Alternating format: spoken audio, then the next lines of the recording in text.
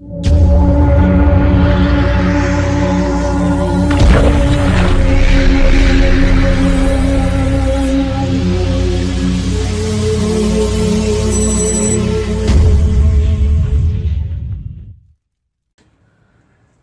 YouTube, this is Mike with Patriot Coin Rings. Okay, so today's how-to, I'm going to give you a little tip on what you can do with your tool set that you may have already purchased online. Now, there's a lot of die sets that you can purchase now as the hobby's getting a little bit more popular and people are really getting into it. You're also seeing hobbyists that are making their own tool sets. We got Jason and Martin and, Fence Kid, you got Skylar. I think all these guys are, myself included, are making tools to help coin ring makers be able to get into the craft and be more professional with what they do. Now, some of these, especially like with the Swedish dies, they'll come with a push rod. And that's simply just so that when you put your coin inside there, if you haven't already done one of these, you may already have done it. Once you've made a cone out of it, and you could actually use the Swedish to be able to push it down from the outside of the rim, folding it in, doing a reduction. Problem with that is that once you hit bottom with it, it'll actually mar up the sides pretty bad, and this is one of them actually that I've got, and I'll try to show you this on the inside here. And I don't know if you could see that right here towards the end, that ring that's going around the inside of the die.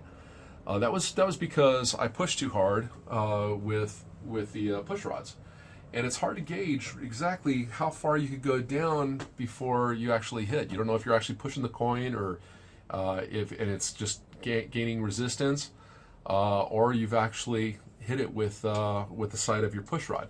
So the best way to do it is just be able to mark the size of these. By marking the size of the push rods, you can have little measurement marks, little striations, little dashes. You can actually count, and you can say, okay, well, my push rod only goes three dashes deep, 4 dashes deep, 5 dashes deep, and that's going to be the maximum amount of depth that you could do before you actually start damaging your set. And as you know, these are really expensive. I mean, $400 or so a piece, and it sucks when that happens, because now I'm going to have to take that down and get that milled out, and it just bites. Luckily, I have a mill shop that I'll be able to go do that at now. But if you don't have a mill shop around, even if you do, it sucks. So there are. I have saw it. I'm going to give credit where credit's due. I think it was Jason, if I'm not mistaken, makes a set of these, and he does actually make little line marks on his. And so props to him for that, because that actually helps out a lot, and that's where I got the idea from. But I'm going to show you how to, if you've already purchased these, or you found a much better deal maybe on some of the cheaper ones that you find on eBay or whatever, and you just want to do it yourself. That's what this is about. So real simple. I mean, it's common sense.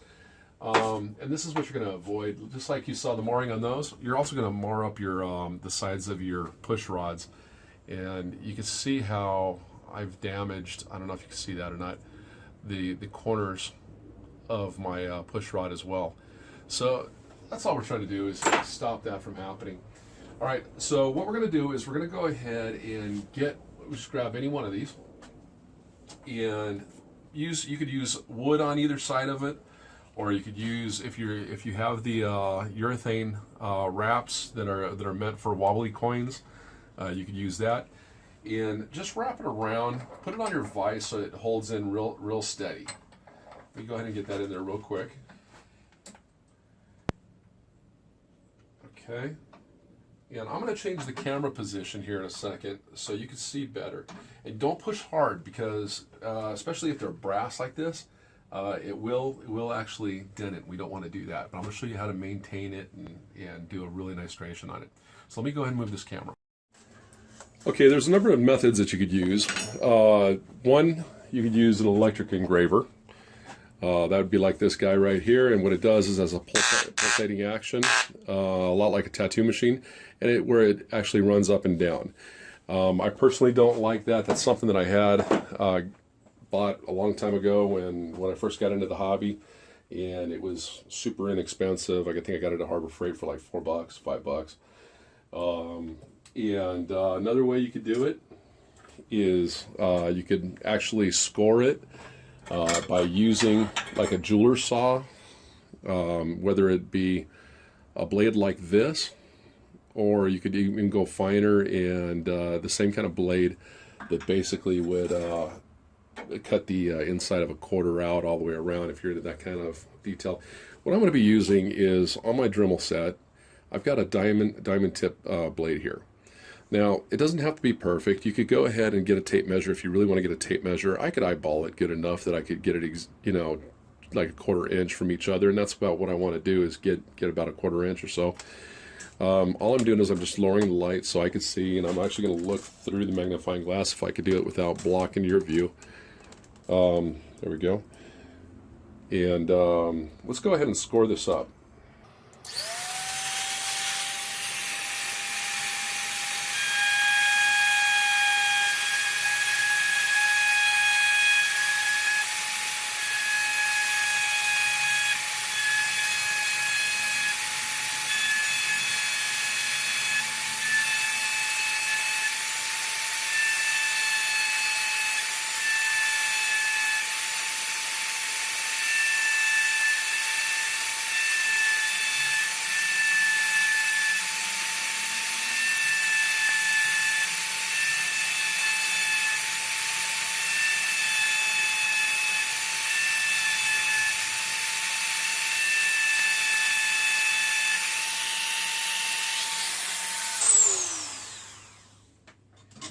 All right.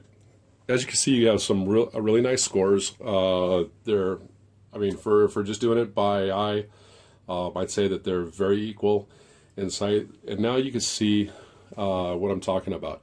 You'll be able to see as you're pushing it down into the die that, okay, I'm 1, 2, 3 notches deep. Now I'm 4 notches deep. I counted this as a 5th one. That's why I skipped, because it has a larger size. 6, 7, 8, 9, 10. Okay, so that's what you're going to do. Now I'm going to show you another little trick so that it's easier for you to see than it is now. Now, if you've been in the hobby for any period of time, you probably are already very, very familiar with patina. When you put patina on a coin ring, actually just like this one, it'll actually give it a black detail in between all the silver and silver or gold or whatever it is that you're working with. And if you're not familiar and you're new to this hobby, I'm just going to go ahead and lay it out for you. You can buy it in a number of different ways. I use the patina gel, and I get this on eBay. You could do patina gel. It also goes by the name of liver of sulfur, and that's another name that you could go by. And another way to do it too is they have what's called silver black, which is nothing more than hydrochloric acid, and I'll show you how that works also. So there's a couple different ways to do it. Now, I'm not a big fan of hydrochloric acid because one, it's a little more dangerous to use, and two, it really doesn't hold nearly as good as the patina does. What we're going to do, and I think you guys that have been doing this for a while, you know exactly where I'm going with this. What we're going to do is we're going to do just like we would do with a ring, and we're going to go ahead and patina the inside of those notches. And then we're going to polish out the outside rim so that we get any burrs or any that I had just made by etching it off, so that it'll go down into the die without scratching.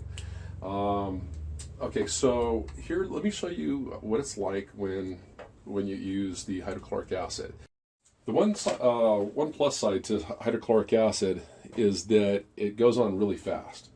And I could just use like a little paintbrush. Let me get a paintbrush here. I should have one around here. Use gloves if you're going to do this. And go ahead and paint it down, and you'll see how it actually turns black almost immediately. The longer you leave it in, the blacker it's going to get. And you want a nice deep color to it, obviously.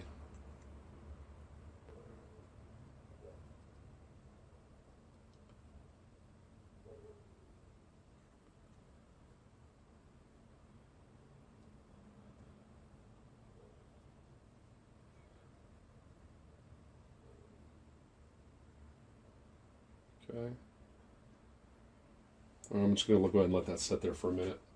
You can see the 2-ply of hydrochloric acid has really darkened up now. And we're going to just use a little bit of 2000 grit sandpaper.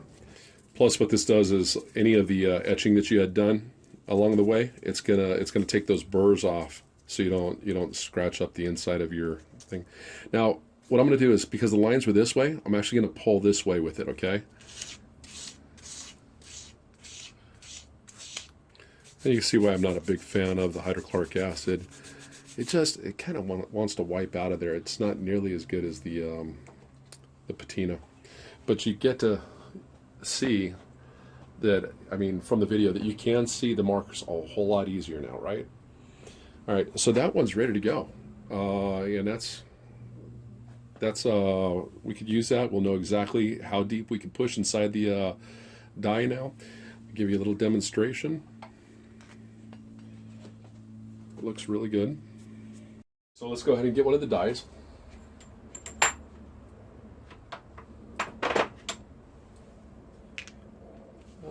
Next size. Next size. There we go.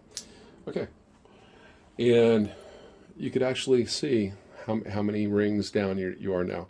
Obviously the center ring is very obvious, but I could actually go up to almost the second ring right there. So what I would tell myself is that, okay, the one I'm calling them rings, but etchings, one etch above is the deepest I want to go, and I know that I can do that safely without actually hitting out, bottoming out.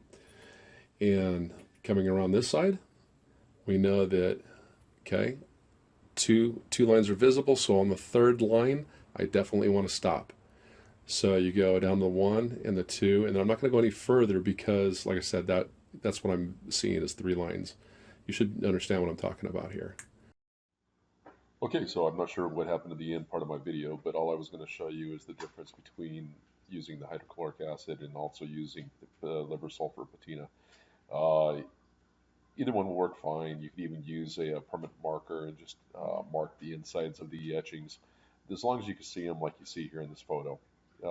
Just make it easy for you to be able to see, and that'll make your tool that much better to use. So that's today's tip, and glad you guys tuned in to be able to watch it. If you have any questions, feel free to ask below in the comment section, and don't forget to subscribe to us on YouTube. All right, so everyone have a wonderful day, and God bless.